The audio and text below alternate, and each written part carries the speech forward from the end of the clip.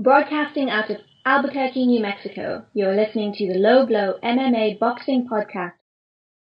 Jorge Hernandez with the Low Blow and swfight.com, here with Rafael, Barata, Freitas. How you doing? I'm doing great, my friend. Thank you.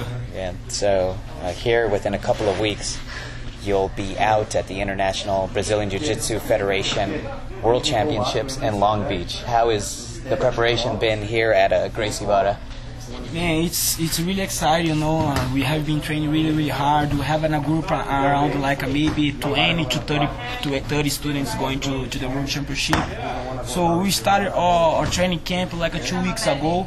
So it's gonna do like around like in a month of preparation, and everything's going really good. You know, the last time. So we are just trying to get set up a little bit more our strategy and everything. Try to study our opponents a little bit and try to come with the best strategy to the tournament. Yes, it's been about a month of training. How many times have you participated at the World Championships? I've been participating at the World Championships since I got my blue belt, so it's probably gonna be like around 12 World Championships already. 12 already? Yeah, it's long, 12 years going there. And are you fighting at the 120, or excuse me, doing jiu-jitsu at the 125-pound class? Yes, actually, as in a jiu-jitsu tournament, I gotta make a 126.5, but wearing the gi.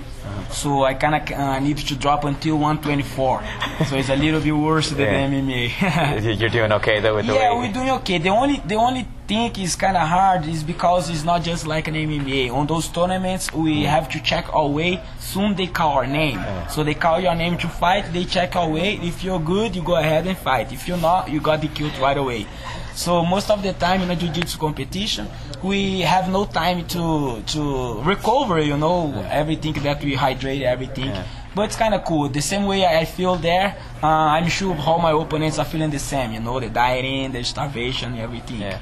And also, you fight at flyweight with the MMA. We've seen you, a couple of times within the past couple of years. Is that something that you're hoping to continue with the MMA? Yes, definitely. Right now, I'm sure this is gonna be one of my last. I won't say that's gonna be the last one because you never know what's happening, you know. But I'm trying to finish a little bit with my jiu-jitsu right now. And for the next year, actually after this World Championship, I'm gonna dedicate only to my MMA. You know, I already accomplished to get to the top level of my Brazilian Jiu-Jitsu career, and now it's time to get there on my MMA career as well. You know, so I'm gonna be dedicated only for my MMA from now. And you're very good friends with UFC fighter Diego Brandao. Tell us about the relationship that you have with him. Oh, Diego is awesome, man. It's like a big brother for me here in town. You know, we like our families all that in Brazil.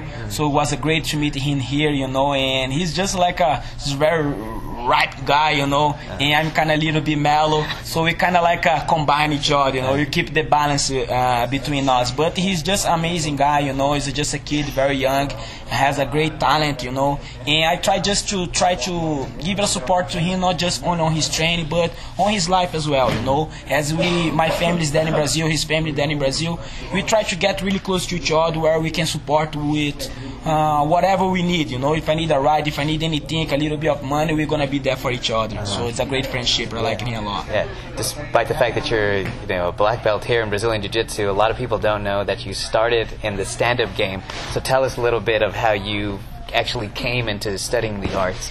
Yes, definitely. Well, I started there when I was a little kid. I started doing capoeira.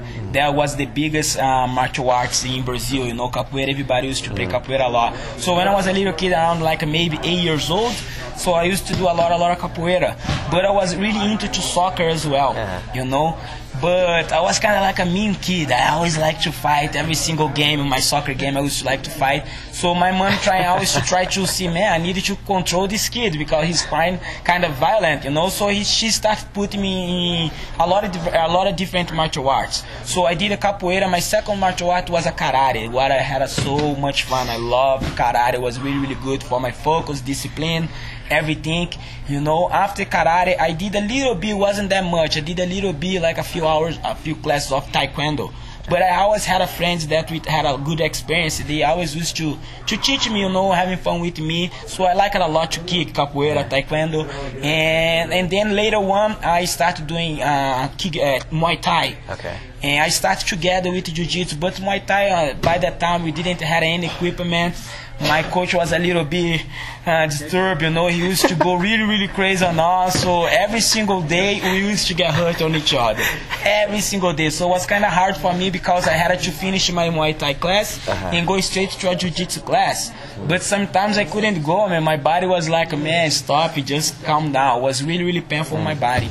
And then I just kind of feel like, man, it's time to dedicate on Jiu-Jitsu because I like more Jiu-Jitsu. You know, it's such a fun martial arts. Yeah. And that was the only martial arts that I could beat my big friends, you know, because I would try sparring with Muay Thai with them. They were big, they would hurt me so bad. But in Jiu-Jitsu I could use my speed, I could use a little bit my intelligence, you know, and I could overcome them. And I fell in love in Jiu-Jitsu right away. I started getting status on my crew, you know, like I was the youngest guy, the little one. But during Jiu-Jitsu class, I was one of the best, so the crew started respecting me a little bit more, so that was really good for me.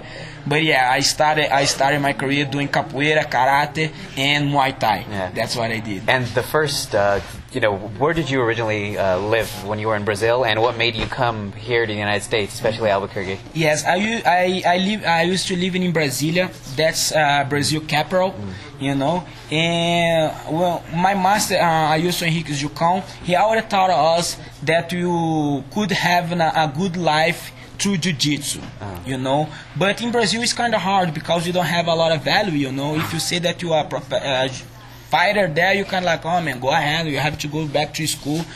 But we always believed that we could do it.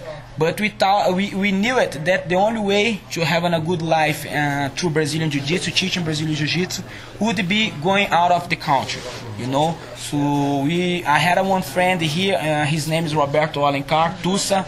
He's the head instructor here of the school, and he came 1 year before me.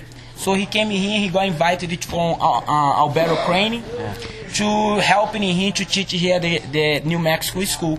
And later on, he always used to tell me on the internet, man, you have to come to the United States, here you're going to be the best for your life, your jiu-jitsu is amazing, you're so charismatic, people going to love you, your life is going to have to be here. I say, wow, but it was every single day we start and talk on the computer. I don't know, because he was alone here, I don't know if he just want a company, you know, but every day he used to bug me, man, what are you doing? Did you take a visa? Go ahead, man, I help you, have to come here and help me out. So I started put my mindset to come, you know. So I saved a lot of money in Brazil. It was kind of hard time there. I saved a lot of money. I gave up of his school. I gave up of everything to dedicate to come to the United States. And then I made this in 2007. I come to compete at the Pan Am's in California. And I was a brown belt at the time, and I won the tournament.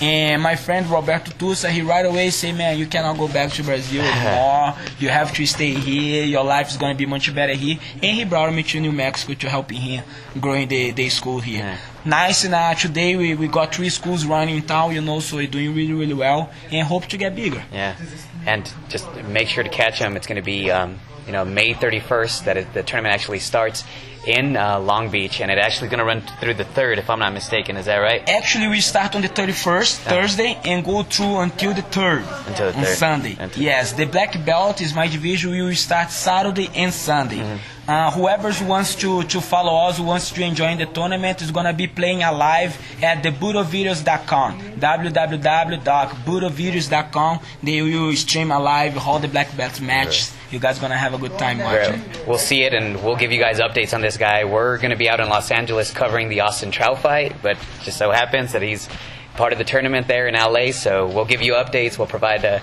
some Rafael Barata, and maybe you know, we'll see the Barata out in action. So, my friend, everybody's asking for, man, I want to see it.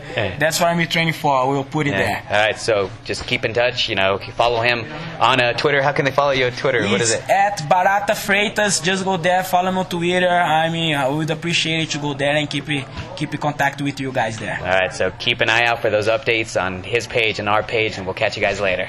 All right. Muchas obrigado. Guys, thank you.